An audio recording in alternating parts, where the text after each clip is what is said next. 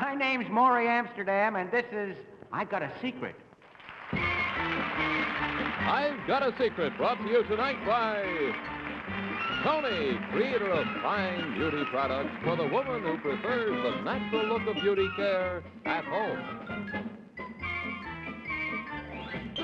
Live from New York, here is I've Got a Secret, starring Gary Moore.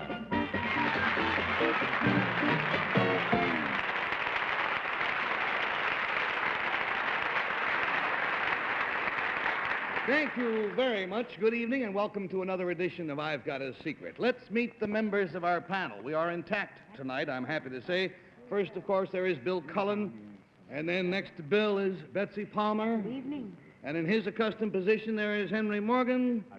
And finally, there is Bess Myerson, and that's the bunch.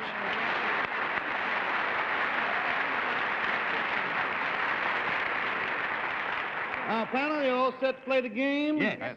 Good, because I'm ready to call upon our first contestant. Will you come in, please, sir?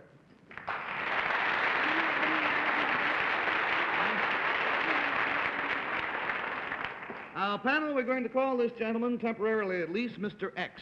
And Mr. X is from Washington, D.C. Now then, Mr. X, if you'll whisper your secret to me, we'll show it immediately to the folks at home. Well, now, wait a minute. How come that? How come? Oh, hey. Panel, the clue concerns something that Mr. X did. We'll start the questioning with Betsy Palmer, please. You did this, Mr. You did? Is that the secret? Something you did? Yes. Now, if we knew your name, it would probably give us a clue to what the secret is. Is that why we're calling you Mr. X? Possible, yes. Does it have to do with our government? A phase of our government, isn't it? Yes. Would it be, of a phase, would it be military? Not directly, huh? Not directly. No. We share this opinion. Political? Political? No. No. Does it have to do with machinery of any sort? No. What he did is The two of you are wrinkling your help nose. with machinery in the very broadest sense. $20 down, $60 to go, and having confused you, I now go to Henry Morgan.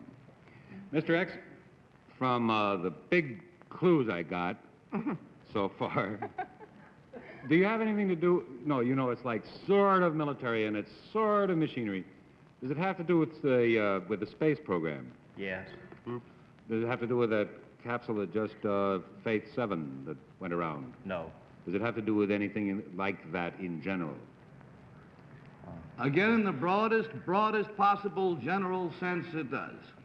Well, let me put it this way. Right?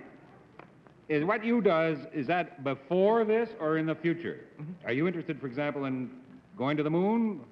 Or did you have something to do with this space program up to where we have it now? Or am I coming in there very unclear? No, you're coming in loud and clear, and I think you would say that what he did will have its application in the future. True? Yes. $40 down, $40 to go. We go to Bess Myerson, please. Mr. X, are you a recent bridegroom? Yes.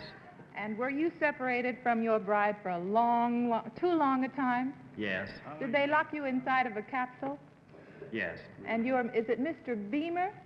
His name is Wilden P. Breen. Breen. He works for the University of Maryland in the Space Research Unit of the Department of Psychology. And last fall, as part of an experiment for NASA, he volunteered to be locked into a windowless, soundproof isolation chamber, and that's where he stayed for 5 months. Bess, you are right.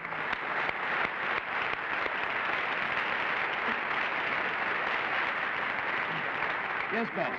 I just remember watching him on television, and he was so terribly attractive, and I could never forget an attractive-looking gentleman like that. He was. You have just established that he's been separated from his wife for a long time. I wouldn't go monkeying around. This is purely aesthetic. Mr. Breen, can you explain what the purpose was of this experiment? Well, the National Aeronautics and Space Administration is interested in learning all they can about the functions of humans under conditions of long-term isolation and confinement. figuring that in the future when we start shooting fellows to the moon and to Venus and to heaven knows where, they're going to have to be isolated and confined for long periods of time. Right. All right, now we have a floor plan. It's most interesting of the chamber that Mr. Breen stayed in. Let's go up and take a look at it, shall we? Will you precede me, please? All right, now here is a kind of a blueprint, rough layout of the chamber itself. And we'll try to point out some of the things. It consists of 3 compartments all within the one. Now, what are these compartments, Mr. Breen? Well, this is the bath compartment on this end. This is what's called a workroom on this end. It contains a teletype, a tracking task, and a reading machine. And this is where they would send your problems for you to be solved most of the time. No, the problems would come in through a chute-type device right there in the center room. This is the... Well, now, before we go any further, let's establish that there were 3 television cameras, one here in the study or work area, one here, and one here. And they were watching Mr. Breen at all times, although he could not see anybody outside. Yes, sir. What do those measure, Gary, the space measure? The center room is 12 by 12, and the other 2 compartments are 5 by 5. All right. So now I've established that there are 3 television cameras that can watch him, but you did have the privilege that if at any time you felt that you just were tired of being stared at by unseeing eyes, that you could block these television cameras, right? Yes, I'd hang clothes over them or put some paintings I was doing up in front of them. Oh, you're doing paintings? Yes, sir. Marvelous. Now, I think the interesting thing is that to get anything that he wanted, he had to work for it. For instance, if he wanted a cigarette, he had to push a certain button a certain number of times. And at first they would come pretty easily, but then they decided, well, all right, that he could only get 10 cigarettes at a time, which meant that he had to push this button 10 times as often as he had before. Isn't that approximately right? That's approximately correct. And what about food? It says here food dispenser. You had to work for that to come I had to work for everything like that, all the payoffs. Well, now, what was your feeling when you walked in through the door and they closed the door behind you and you didn't know how many weeks or months or how long it was going to be before the experiment was considered finished? What was your feeling? Well, I'd been waiting a long time for the experiment to start, and I was real happy to be in there right then. You were happy in the beginning. Well, now, you stayed 5 months because at the end of that time, both you and the people who were operating the experiment decided that it was pointless to go further, right? Yes. What was your attitude? What was your mood at the end of this 5 months? Well, I'd become a trifle irritable and a little lazy. Did you ever find yourself, of course, they could hear you talking or singing, or I imagine that's what I do, run around in circles and recite Hickory Dickory Dock and to keep from going out of my mind. Did you ever tell them off? Oh, I very definitely did. Lost your temper a couple of times. Several occasions. I don't blame you. All right, now, let's take a look here on our monitor. We have some very interesting, although all too brief, motion pictures taken of him while he was inside the capsule. Remember, he could not see the photographers, but you'll see many things, and he will explain it. So, Frank, if you'll roll the film for us, please. Here I'm working the work box chute. I'm fixing to get a little box out of there. And, these boxes contained problems in space navigation, geography. Had to look up words in the dictionary sometimes, all types of problem tasks. Now, what is this? Here I'm weighing myself. I also use this device for chinning exercises. Did you lose weight or gain? I lost 11 pounds. Here you seem to be running rather frantically about. You seem as though you don't quite know what's going on. What? Oh, this is part of the exercise, too. They had little lights that would flash on, and I had to dash about and hit buttons under them to turn them off in definite time intervals. It was for exercise and to keep up my sense of timing. And also so they could gauge how your reflexes were doing and so forth, if you were moving fast enough. Oh, and you got yourself a cigarette there. Good. And now you're pushing another button, and what does that do?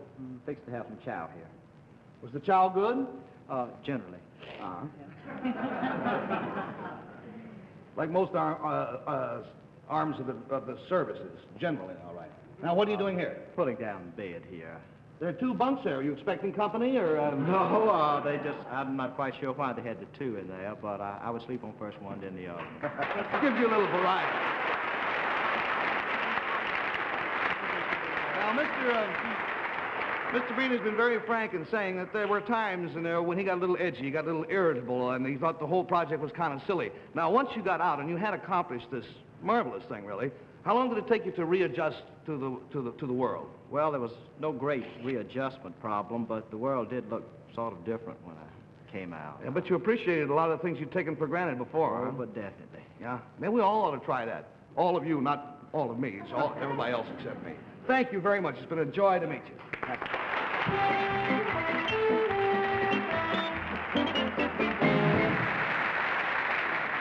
Now, we'll be back with you again in just a minute, but first, let's watch this. This is a highway engineer plotting a roadbed elevation. He can't afford to run out of ink, so he uses the Papermate Piggyback pen. The famous pen with a built-in spare refill.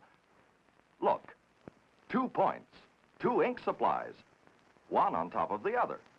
Sort of Piggyback. get the pen with the built-in spare refill. The Papermate Piggyback pen. And now may we have, please, our next contestant. Will you enter, sir?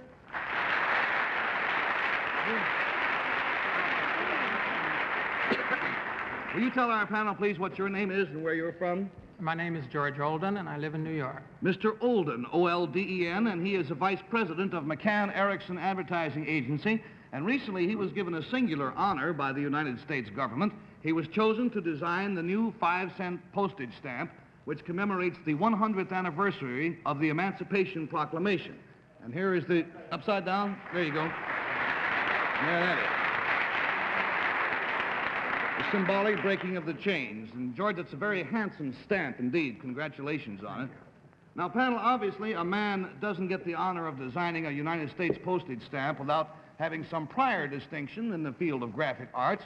So, George, if you'll whisper to me, we'll show the audience another achievement of yours. Yeah, that's right.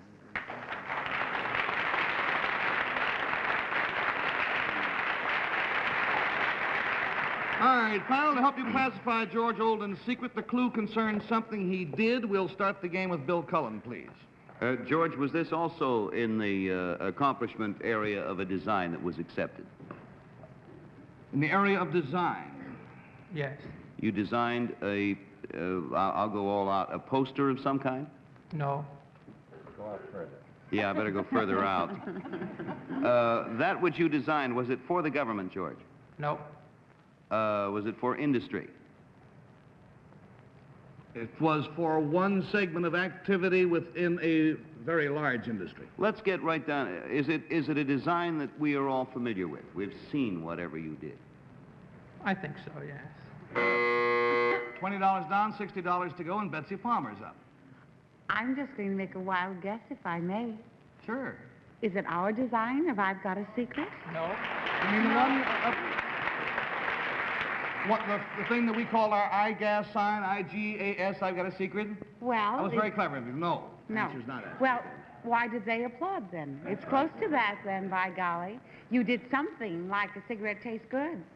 Like a... No, that's something different. You designed something about I've Got a Secret, or the I on the CBS I on television?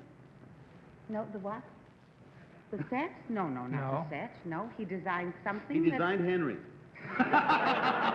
He's a madman, and he designed $40 down and $40 to go. Henry? Mr. Olden, first I would like to apologize for Bill. Did you design a public structure? No. Did you design anything that moves? Not really, no. No. It has one tiny part in it that moves. Betsy was so close. Oh, now, what did she say? Did you design I've Got a should listen to Secret? me. I listened, honey. You was marvelous. And you got applause up to around the gut. I've got, and people started to applause. You didn't design no gut. Now, is it the thing that appears at the top of the show before we go on? Now you got it. Now you got it. At the beginning of the show, Georg Olden's secret is no secret to anyone who watches our show. Oddly enough, the panel never gets to see that sign because we're all here with all the monitors hidden while that thing is being shown. This is what he designed, which is the I've Got a Secret sign that you see at the very beginning of the show, and then in the crossbar of the A, the little word secret flashes on and off. That is the one so-called moving part. You see, before George became an advertising vice president, he was the head of the graphic arts department of CBS. And when we decided to have a new look to the show's opening, it was Georg Olden we called upon. As a matter of fact, he designed quite a few things that are very familiar to television audiences. For instance, here's one that won a prize. This was a piece of promotional graphic art that George designed. And George, this was on film, wasn't it? Yes. And wasn't it animated? Yes. The zipper closed over the man's mouth, thereby underlining sort of the word secret. Another design that you might have seen advertising this show on the air is this one that you see. I saw it just the other night.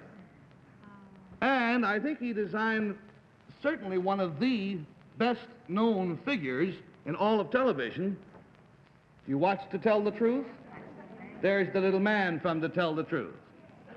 Now, you won a prize, not for To Tell the Truth, but for the other two, didn't you? The one with the zipper? Yes, New York Art Directors Club Award. Well, boy, George, we're proud that the government has recognized what we've always known. You're a very talented young man. Thank you very much for being with us tonight. Congratulations on the new stamp.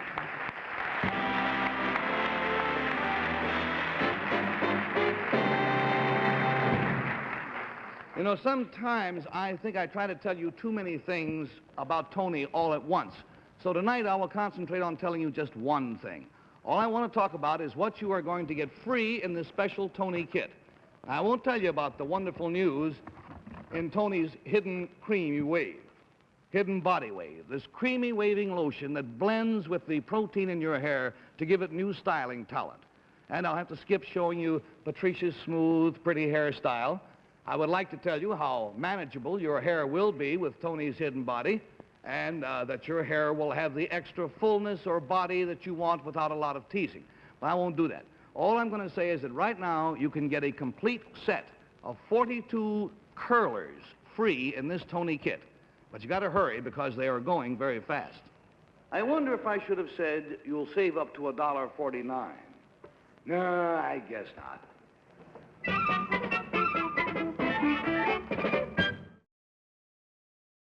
Now, our special guest this evening is a gentleman of a couple of million jokes, a goodly number of which are on his hilarious new album called Funny You Should Ask. Here, direct from the Dick Van Dyke Show, my old buddy Maury Amsterdam.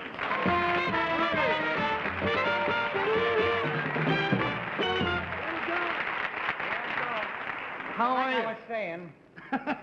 How are you, friend? Oh, pretty clever. Something that I would like to point out about this particular album. Can I point it out, Gary? Yeah, tell him. The caricature on the cover was done by Dick Van Dyke, who is not only a very talented performer, but probably one of the most talented all around. By the way, have you seen him in the movie Bye Bye Birdie? I have not had the opportunity as yet, but I will see it. He's just great. He's just great. He does everything good, this guy. Well, he really does. He is good. Now, why did you call me here as if I didn't know? Well, panel, as you may or may not know, and I'm sure you do, Maury Amsterdam is a walking comedy computer, a human joke machine. And that's pretty rough, Gary. I mean, I don't like to talk when you're interrupting. But honestly, you know, it becomes like, I guess, the fellas in the old days of the West, you know, the fastest draw. Yeah. People don't even say hello to me anymore. They walk up the street and say, Canary Bird. Brother. You know, they keep throwing lines at you for jokes all the time. So it becomes like kind of Well, dangerous. he can take any subject, and his brain comes up with a joke on that subject. Let's try it, Bill. Just name a subject, any subject, and Maury will come up with a joke on it. Canary bird. Oh, God. Really? Canary bird? Yeah. Let's see. Fella goes to a store and he buys a canary bird. He brings him home, and the bird sings beautifully. All of a sudden, he looks at the bird and notices he's only got one leg. Gets very angry, calls up the pet shop. He says, what kind of bird did you sell me? That canary's only got one leg. The guy says, what do you want, a singer or a dancer?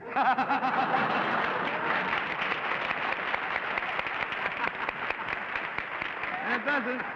All right, Betsy, come up with a subject. Buster Brown. Buster, is this a personal friend? No. You mean little Buster Brown, the one with the thing? That or the shoes. You can take either one. Buster Brown shoes. That's a plug. We can't say that. No, can't say that. Don't Take the forget it. haircut. Scratch it from the record. Well, I had a friend of mine, incidentally, who, when he was a kid, was crazy about those shoes. And as he grew up, he kept wearing these kid shoes, you know, and they kept getting tighter and tighter because he couldn't get the big sizes. And one day he's walking along every step. Oh, hey, oh, fella says, Sam, why do you wear those tight shoes? Well, why do I wear tight shoes? He said, my wife divorced me. He says, my son is in jail. My wife ran away with it. My daughter ran away with a traveling salesman. He says, I owe the government money. The only pleasure I get in life is when I go home at night and take off these shoes. Took me a long long time to get around to that one, didn't it? And you know, he didn't know what he was going to say when he started either, I guarantee you. I originally was going to say when we were kids we couldn't afford shoes. My folks used to paint our feet black and lace up our toes. Henry Morgan, you got to... Well, this is going to be profound. I can tell by looking at him. Hot water. Hot water. Well, if you ever find you're in hot water, take a bath. Brief and to the point, certainly. I'll buy it. All right. Let's go to Bess. I didn't say how good it was going to be. I just said I'd say it. Bossa Nova. Bossa Nova. Bossa Nova. Bossa Nova. Yeah, that's one of those new dances. They're coming up all the time. There's the Bossa Nova, the twist, you know. So many people were knocked out of shape. Now they have a new dance. It's called the elevator dance. Elevator dance? There's no steps to it.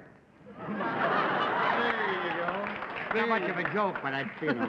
Then they have another one called the hydrophobia shuffle. Your dogs go wild. Now, that's the worst. Oh, that's pretty bad. That's pretty bad. But I'm sure, now, Marty claims anybody can learn how to do this, pal. It's actually just a trick. Well, what's the trick? Well, the trick is when somebody calls out a subject, like the fellow will say, water tumbler, you know. The idea is any kind of association. Like you'd say, you put two glasses on your heads. You can't hit a man with glasses on. You know, just the idea of getting around to whatever the subject is. Say that you know a good joke about shoes, and somebody asks you to tell a joke about orange. So you start off by telling a joke about an orange, and you wind up telling one about shoes, you see? In other words, the fella eating the orange had shoes on, so there's a connection there someplace. But the object I never saw so many blank looks in my life. Well, let's see how they do. We have a little test for you, friend. Oh, no. All right, yeah, oh, yeah, this is going to be it. I have here a little cookie jar. Little cookie jar, and it's full of jokes. See? Individual jokes. Now, Betsy, I'll just... Well, you pick one. Just any one. Don't show it to the rest of the panel. Now, familiarize yourself with just the subject matter, and I'll go back over here to Mari, and Mari will then give you a subject. Now, what you have to do is to take that joke that you pulled out of the cookie jar and work around to it, starting with the subject matter that he gives you. Boy, this is a show for Alfred Hitchcock. I don't even know what the jokes are over there. Anyone at all? Who's listening? I have to work this into something? Yeah, Oh, I'll have to think of something for you to work it into when I don't know what the joke is. Where do you want it to start? On what subject? How about aeroplanes? Start with airplanes and end up with that joke. A few days ago, there was a group of women got on an aeroplane to fly to a distant city. And they had to be there on a very short notice, and that's why they took an aeroplane. And they were there to, they were fashion models. Oh, boy. And they got on this aeroplane and started discussing the clothes that they were going to be fashioning or to be wearing at this fashion show. In an airplane. And in the airplane as they were flying. Now, a couple of the pilots, of course, they come back and chat with the young ladies in the plane instead of flying. And so they said, something tells me we're going to need a calendar to time this. They're listening to the women chit-chatting about their clothes. And the one pilot finally said, well, you know, he said, I've been watching the new fashions for women, and if the necklines get any lower and the hemlines get any higher, they're going to make a great-looking belt. All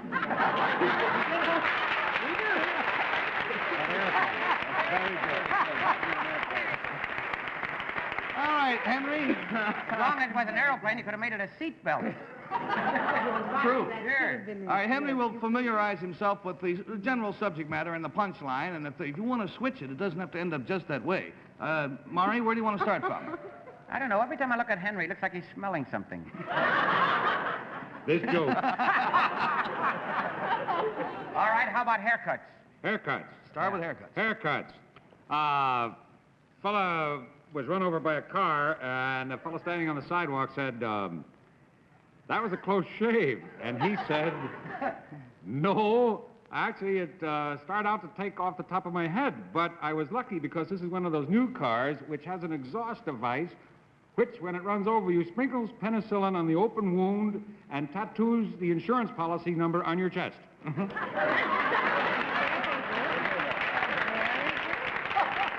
Oh, this says, and drops a get well card on your chest. Take either one. All right. All right, well, now let's, will you pull one out for Bess, because it's hard for her to reach the jar from there. Here's a nifty Any one of I'm them. sure it's a beauty. Yes, now just, you know, the general idea of the joke and the punchline, and Mari, she'll start with what? How about earrings? Earrings? Well, these two women were traveling abroad, and they didn't know each other, but they just happened to be passing each other in the street, and one dropped her earring, and the other one picked it up and said, "Where have you been?" She said, "I've been to Venice." And the other one said, "Really? Do you love Venice?" She says, "I love Venice. Where else can you get seasick crossing the street?" It worked. No. There's only one thing wrong with the story. If she'd have dropped her earring in Venice, she'd have had to be a deep sea diver to find it. Well, we have time for Bill. Oh, you gotta have Just one have for one Bill. quick one to Bill. All right, and this one Bill. we only got about 30 seconds. All right, so on. how about a mandolin? You're going to start with a mandolin, and you're going to work in that joke that you're reading now, Bill Cullen. All right. 30 seconds. This happened to a man who was playing a mandolin for his lady friend. But she wasn't paying much attention to him because she was so rich, instead of taking milk baths, she took cream baths. There's only one problem. Every time she scrubbed her back, she got butter. And she kept on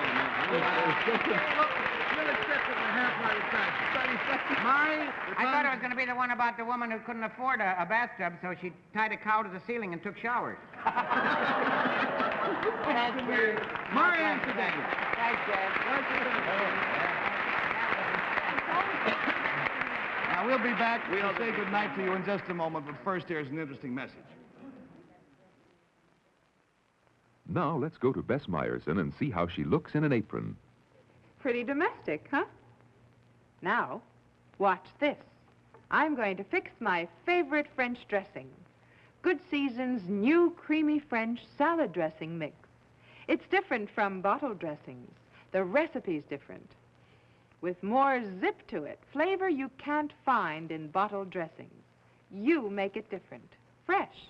Use this handsome bottle for mixing and serving. It's free when you buy the mix attached. Follow measurements marked. Just add salad oil and vinegar to the mix. Always perfect. Creamy. Clings to the greens. With flavor you can't find in bottled dressings. Try it tomorrow. Good Season's creamy French dressing. Your whole family will love it. Good Seasons, another fine product of General Foods. I was just glancing at this cover on Murray's album. It says, funny you should ask, Impossible Interviews with Murray Amsterdam. Also starring Martha Washington, P.T. Barnum, Sir Isaac Newton, and Lady Godiva's husband. It's quite a cast he's got there on the album.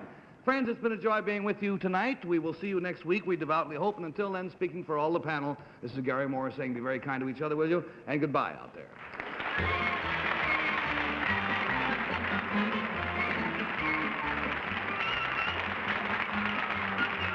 Miss Meyerson's gown by Cameo.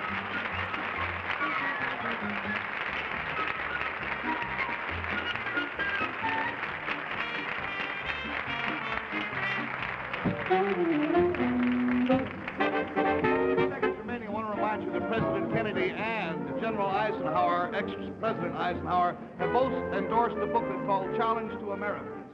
Here's a test to show you what Tame Cream Rinse can do. This girl rinsed half her hair with Tame. Tame is taken into the hair to condition it. This side, without Tame, tangles. Rinsed with Tame, tangle-free. Without Tame, dry, fly away. With Tame, manageable and shining. Yes, it's a shame to shampoo without Tame. Tame Cream Rinse. For extra dry or color-treated hair, use extra conditioning Tame.